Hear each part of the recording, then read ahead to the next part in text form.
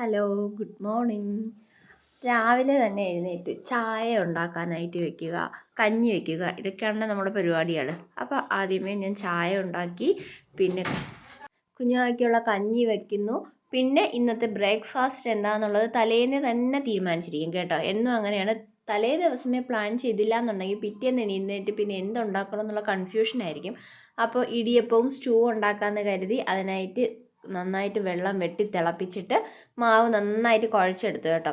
ഞാൻ ഉപയോഗിക്കുന്ന മാവും നമ്മുടെ വീടിൻ്റെ അടുത്ത് തന്നെ ഒരു മില്ലുണ്ട്.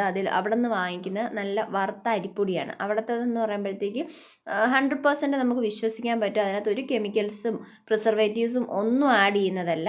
അതുകൊണ്ട് തന്നെ ഇത് നല്ല സോഫ്റ്റും നല്ല ടേസ്റ്റുമാണ്. ഈ മാവ് വെച്ചിട്ട് നമ്മൾ ഇടിയപ്പം ഉണ്ടാക്കുമ്പോൾ നല്ല പഞ്ഞ് പോലെ ഇരിക്കും കേട്ടോ. അത് എന്ന് പറയുമ്പോൾ അവർ വേറെ പ്രിസർവേറ്റീവ്സ് ഒന്നും ചേർക്കുന്നില്ല. നമ്മൾ പാക്കറ്റിൽ നിന്ന് വാങ്ങുന്ന പോലെ അല്ല ഇങ്ങനെ വാങ്ങിക്കുന്ന അരിപ്പൊടി. അതുകൊണ്ട് ഞാൻ സ്ഥിരമായിട്ട് അവിടെ നിന്നാണ് മേടിക്കാറ്. അല്ലാത്ത സമയത്തൊക്കെ വീട്ടിൽ തന്നെയാണ് പച്ചരിയും പുഴുക്കലരിയും കൂടെ മിക്സ് ആക്കിയിട്ട് മില്ലിൽ കൊടുത്ത് വറുത്ത് പൊടിച്ചിട്ട് റെഡിയാക്കി എടുക്കുന്നത്. അല്ലാതെ പാക്കറ്റിൽ നിന്ന് അങ്ങനെ മേടിച്ച് ഉണ്ടാക്കാറില്ല. അങ്ങനെ ഉണ്ടാക്കി അതിന് നല്ല ടേസ്റ്റ് തോന്നിയിട്ടുമില്ല കേട്ടോ. ഇങ്ങനെ ചെയ്യുന്നവർക്ക് എപ്പോഴും ഇത് തന്നെയായിരിക്കും ഇഷ്ടമായിട്ട് തോന്നുന്നത്. പിന്നെ ഇടിയപ്പം ഉണ്ടായിക്കൊണ്ടിരുന്നപ്പം ഇടയ്ക്ക് വെച്ച് ചേട്ടൻ വന്ന് കുറച്ച് ഹെൽപ്പ് ചെയ്ത് തന്നു. ഇടിയപ്പമൊക്കെ ബാക്കിയെല്ലാം എനിക്ക് സെറ്റാക്കി തന്നു, പ്രസ് ചെയ്ത് തന്നു. പിന്നെ സ്റ്റൂവും റെഡിയാക്കി എടുത്തു. അതിനുശേഷം ഞങ്ങൾ ബ്രേക്ക്ഫാസ്റ്റ് കഴിച്ചു. ഇടിയപ്പവും സ്റ്റൂവും ഞാൻ പറഞ്ഞിട്ടുണ്ടല്ലോ, എനിക്ക് ഭയങ്കര എൻ്റെ ഇഷ്ടമായിട്ടുള്ള ഒരു ബ്രേക്ക്ഫാസ്റ്റാണ്. അതിനുശേഷം പുളിശ്ശേരി വയ്ക്കാമെന്ന് വിചാരിച്ചു. തൈര് ഉണ്ടെന്നുണ്ടെങ്കിൽ മിക്കപ്പോഴും പുളിശ്ശേരി ആയിരിക്കും വെക്കുന്നത്. പുളിശ്ശേരി വീട്ടിൽ എല്ലാവർക്കും ഇഷ്ടമാണ്. പിന്നെ ഈസി ആണല്ലോ വെക്കാനായിട്ട്. ഒരു ഒഴിച്ചേറി മസ്റ്റ് ആയതുകൊണ്ട് മിക്കപ്പോഴും പുളിശ്ശേരി തന്നെയായിരിക്കും വെക്കുന്നത്. പിന്നെ കുറച്ച് കൂമ്പ് കിട്ടിയിട്ടുണ്ടായിരുന്നു. അത്യാവശ്യം വാഴയൊക്കെ നമ്മുടെ വസ്തുവിൽ നട്ടിട്ടുണ്ട്. പക്ഷേ ഇതുപോലെ വല്ലപ്പോഴും ആണല്ലോ ഇവിടെ നിൽക്കാൻ വരുന്നത്. ആ സമയത്തേക്കും അതിൽ നിന്നൊന്നും നമുക്കങ്ങനെ കിട്ടാറില്ല. പക്ഷേ ഇന്ന് എന്തായാലും കൂമ്പ് കിട്ടിയിട്ടുണ്ടായിരുന്നു. അങ്ങനെ അതുകൂടി അങ്ങ് തോരൻ വെക്കാമെന്ന് വിചാരിച്ചു. പക്ഷേ ഇന്ന് നോൺ വെജ് ഐറ്റംസ് ഒന്നും ഇരിപ്പില്ല. ഇപ്പോൾ ഇങ്ങനെ മീൻ കൊണ്ടുവരൊക്കെ വളരെ കുറവാണല്ലോ. അപ്പോൾ രാവിലെ പുളിശ്ശേരിയും അതുപോലെ തോരനും ഒക്കെ വെച്ച് ബ്രേക്ക്ഫാസ്റ്റും ഒക്കെ കഴിച്ചിട്ട് പുറത്ത് പോയിച്ച് മീൻ വാങ്ങാമെന്ന് കരുതി. അതിനിടയിൽ നമ്മുടെ മുറ്റം വൃത്തിയാക്കാൻ ഒരു പണിക്കാരൻ നിൽപ്പുണ്ടല്ലോ, അദ്ദേഹത്തിന് കുറച്ച് ജ്യൂസ് കൊണ്ട് കൊടുക്കാമെന്ന് വിചാരിച്ചു. പാഷൻ ഫ്രൂട്ട് വീട്ടിൽ നിന്ന് കൊണ്ടുവന്നിട്ടുണ്ടായിരുന്നു. അതെല്ലാം കൂടെ അടിച്ച് ജ്യൂസ് കൊണ്ട് കൊടുത്തു. വീട്ടിൽ ഇഷ്ടം പോലെ പാഷൻ ഫ്രൂട്ട് നിൽപ്പുണ്ട് കേട്ടോ. അതുകൊണ്ട് ഗസ്റ്റ് ആര് വന്നാലും നമുക്കും ദാഹിക്കുമ്പോഴെല്ലാം ഈ പാഷൻ ഫ്രൂട്ട് ജ്യൂസാണ് അടിച്ചു കുടിക്കുന്നത് കേട്ടോ. ഒത്തിരി ഗുണങ്ങളുണ്ടല്ലോ. പിന്നെ ഇതിൻ്റെ ഒരു ദൂഷ്യഫലം എന്ന് പറഞ്ഞാൽ ഇതിൽ ഒത്തിരി പഞ്ചസാര ഇട്ടാൽ മാത്രമേ നമുക്ക് നല്ല ആ ഒരു പുളിപ്പിനെ ബാലൻസ് ചെയ്തുകൊണ്ട് നമുക്ക് ജ്യൂസാക്കി എടുക്കാൻ പറ്റത്തുള്ളൂ. അത് ഇതിൻ്റെ ഒരു ഫോൾട്ടാണ്. പിന്നെ ഈ മനുഷ്യൻ നാട്ടിൽ വന്നാൽ ഇതൊക്കെ തന്നെയാണ് കേട്ടോ പരിപാടി. എപ്പോഴും ഇതൊന്നും ചെയ്തില്ല എന്നുണ്ടെങ്കിൽ ഉറക്കം വരത്തില്ല. അവനവൻ്റെ വീടും പരിസരവും അവനവൻ തന്നെ വൃത്തിയാക്കണമെന്നുള്ള മുദ്രാവാക്യത്തിൽ ഉറച്ചു നിൽക്കുന്ന ഒരാളാണ്. അതുകൊണ്ട് പുറത്തുനിന്ന് കഴിവതും ആരെയും വിളിച്ച് വൃത്തിയാക്കാറൊന്നുമില്ല. സ്വന്തമായിട്ട് തന്നെയാണ് ചെയ്യുന്നത്. കല്യാണം കഴിഞ്ഞ സമയങ്ങളിലൊക്കെ ഇങ്ങനെ പട്ടിപ്പണി എടുക്കുന്നത് കൊണ്ട് ഞാൻ പലപ്പോഴും വഴക്കുണ്ടാക്കിയിട്ടുണ്ട്. പക്ഷേ പിന്നീട് മനസ്സിലായി ഇതിലൊക്കെ കുറച്ച് ശരിയുണ്ടെന്ന്. കാരണം നമുക്കിതൊന്നും അത്ര വശമില്ലല്ലോ, കണ്ടും കേട്ടും ശീലവുമില്ല. അങ്ങനെ കൂമ്പൊക്കെ അരിഞ്ഞ് കടുക് വറുത്തിട്ട് അതിൻ്റെ അരപ്പുമൊക്കെ റെഡിയാക്കി കൂമ്പ് തോരനും സെറ്റാക്കി. അതിനുശേഷം ഞങ്ങൾ റെഡിയായി പുറത്തേക്ക് പോയി കുറച്ച് മീൻ വാങ്ങാൻ വേണ്ടിയിട്ടാണ് കേട്ടോ പോകുന്നത്.